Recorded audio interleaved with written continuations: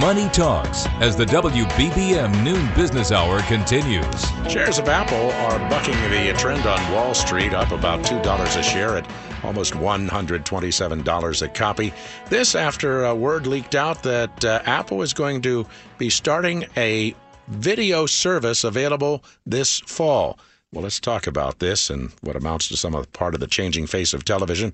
We're joined by Tim Hanlon, founder, CEO, media consultancy firm Verter here in Chicago. Hi, Tim. Welcome back to the Noon Business Hour.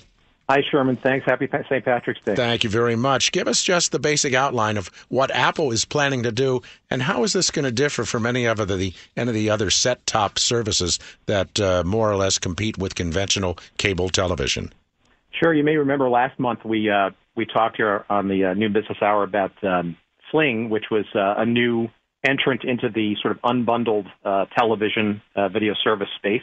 And it's that, the new Apple TV announcement or leak today is very similar. It is its own app that will be yet another unbundled bundle, shall we say, of cable channels, perhaps broadcast channels, which, by the way, is an evolution from what Apple TV is known as and for today, which is a very sort of basic aggregator and competitor to things like Roku, which are more aggregators of other apps. So that's the real distinction here.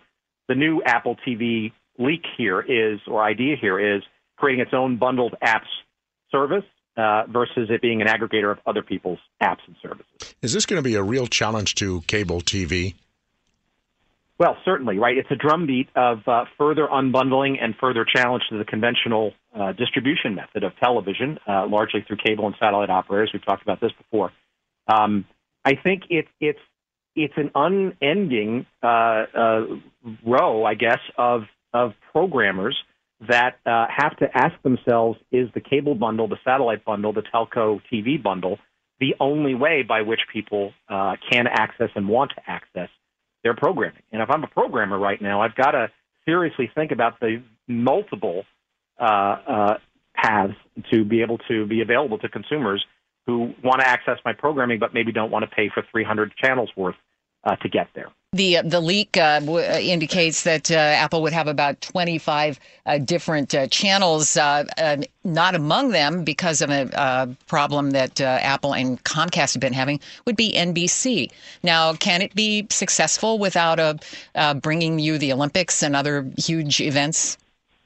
Well, that's a great question, Chris. I mean, obviously, everybody, from a consumer perspective, has their own sort of favorite channels and must-haves in their own sort of perspective bundles, right? And, one person's NBC is another person's ESPN, which is another person's HBO. And there are relative values that certain consumers have for each of those channels.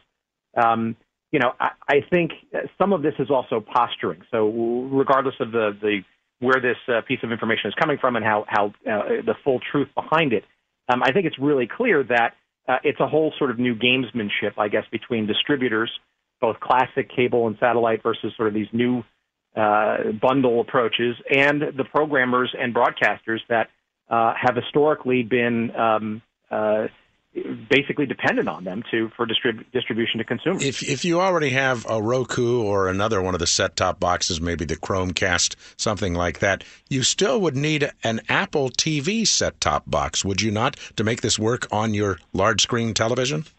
Based on my read of it, I think the answer to that is yes.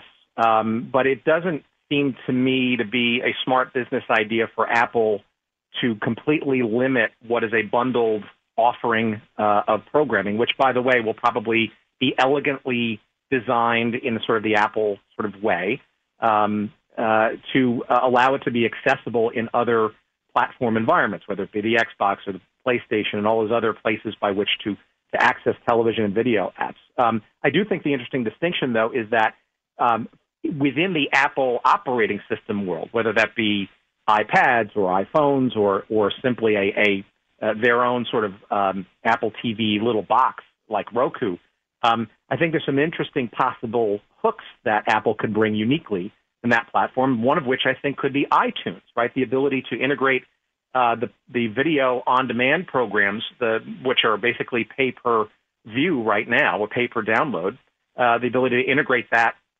already very robust platform into their streaming television service, which we're basically talking about today. Yeah, this could be a threat not just to cable TV, but maybe Amazon, Hulu, Netflix, and more. Thanks, Tim. Good talking with you today. Tim Hanlon, founder, CEO, media consultancy firm Verter here in Chicago. Well, Apple is up. Both Comcast and Netflix are down today.